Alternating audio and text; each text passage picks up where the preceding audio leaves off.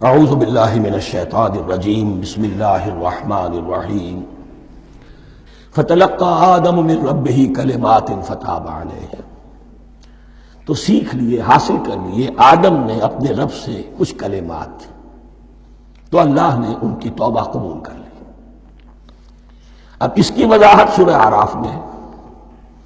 یہ تو چونکہ پس منظر میں وہ 2 تہائی قرآن موجود ہے، اس کی وضاحت کیا ہے کہ حضرت آدم نے سخت پشیمانی پیدا ہوئی ہے، میں نے کیا کیا، مجھ سے خطا سرزد ہو گئی، اللہ کے حکم کی میں نے خلاف ورزی کی۔ لیکن ان کے پاس الفاظ نہیں تھے کن الفاظ میں اللہ سے استغفار کریں، کن الفاظ میں اللہ سے معافی چاہیں۔ اللہ کی رحمت یہ ہوئی کہ اللہ نے الفاظ میں خود تلقین فرما دی۔ یہ اللہ کی شان رحیمی ہے۔ اصل شے جو ہے وہ انسان کے اندر گناہ پر ندامت کا پیدا ہو جانا ہے، یہ اصل توبہ ہے۔ علامہ اقبال نے جو بڑی اپنی آغاز عنفوان شباب میں جو اشعار کہے تھے، ان میں سے ایک شعر کو سن کر پھڑک اٹھے تھے اس وقت کے اساتذہ بھی۔ موتی سمجھ کے شان کریمی نے چن لیے، قطرے جو تھے میرے عرق انفعال کے۔ انفعال کہتے ہیں شرمندگی کو۔ شرمندگی سے میری پیشانی پر جو پسینے کے قطرے نمودار ہو گئے، میرے پروردگار کو وہ اتنے عزیز ہوئے، اس نے انہیں موتی کی طرح چن لیا۔ موتی سمجھ کے شان کریمی نے چن لیے، قطرے جو تھے میرے عرق انفعال کے۔ تو فتلقى آدم من ربہ کلمات، ان پر پچھتاوا ہوا، ندامت ہوئی، اللہ نے انہیں الفاظ، وہ الفاظ کیا تھے وہ سورہ اعراف میں ہیں۔ ربنا ظلمنا انفسنا وان لم تغفر لنا وترحمنا لنکونن من الخاسرین۔ اے اللہ، ہم نے اپنی جانوں پر ظلم کیا ہے، اور اگر تو نے ہمیں بخش نہ دیا اور رحم نہ فرمایا تو ہم تو خسارہ والوں میں ہو جائیں گے، تباہ ہو جائیں گے، برباد ہو جائیں گے۔ یہی پر فوری تقابل موجود ہے۔ غلطی ابلیس سے بھی ہوئی، حکم سے سرتابی ہوئی، لیکن اس پر ندامت نہیں ہوئی، تکبر کی بنا پر اور اکڑ گیا، انا خیر منکم۔ غلطی آدم سے بھی ہوئی، نافرمانی ہوئی، لیکن اس پر پشیمان ہوئے اور توبہ کی۔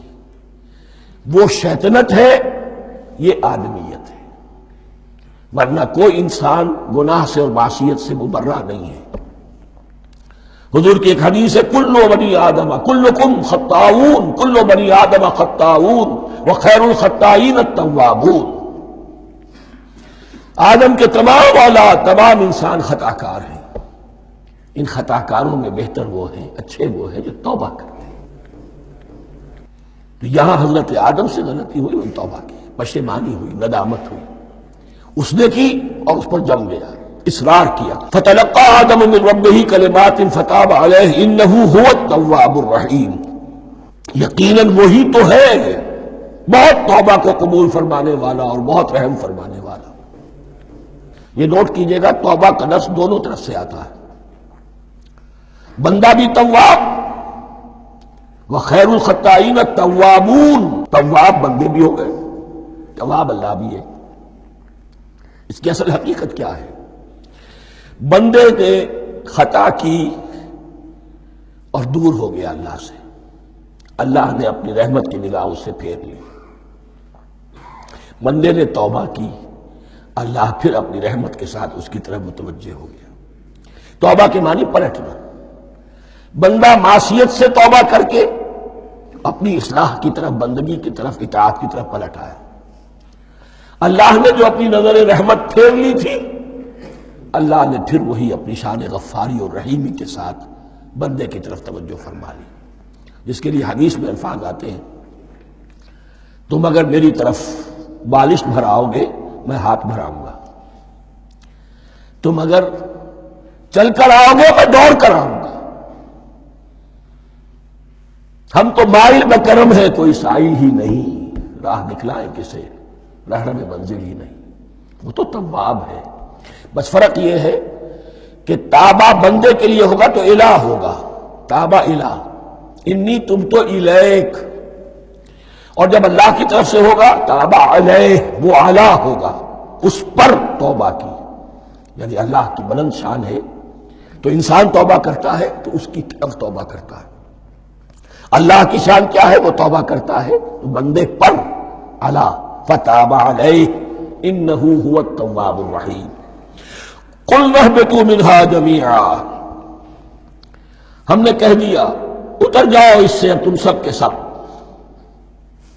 فَإِمَّا يَأْتِيَنَّكُم مِّنِّي هُدًى، اب یہاں لفظ آیا اہبطوا، یہاں بھی پہلے بھی آیا ہے.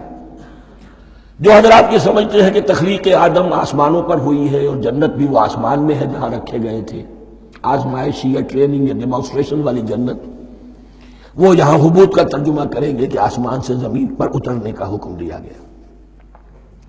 جو لوگ سمجھتے ہیں یہی کسی بلند مقام پر تھے، وہ کہتے ہیں کہ نیچے اترو، کسی بڑی اونچی سطح مرتفع پر اگر کوئی جگہ تھی تو اب نیچے اترو اور جاؤ، اب تمہیں زمین میں ہل چلانا پڑے گا اب روٹی حاصل کرنے کے لیے.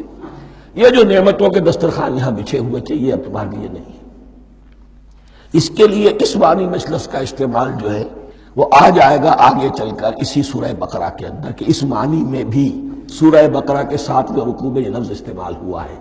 تو امکان اس کا بھی ہے، بس اس سے آگے ادھر یا ادھر کی زیادہ بحث کرنے کا یہ موقع دورہ ترجمہ قرآن میں نہیں ہے. قُلْ اهْبِطُوا مِنْهَا جَمِيعًا فَإِمَّا يَأْتِيَنَّكُم مِّنِّي هُدًى فَمَن تَبِعَ هُدَايَ فَلَا خَوْفٌ عَلَيْهِمْ وَلَا هُمْ يَحْزَنُونَ.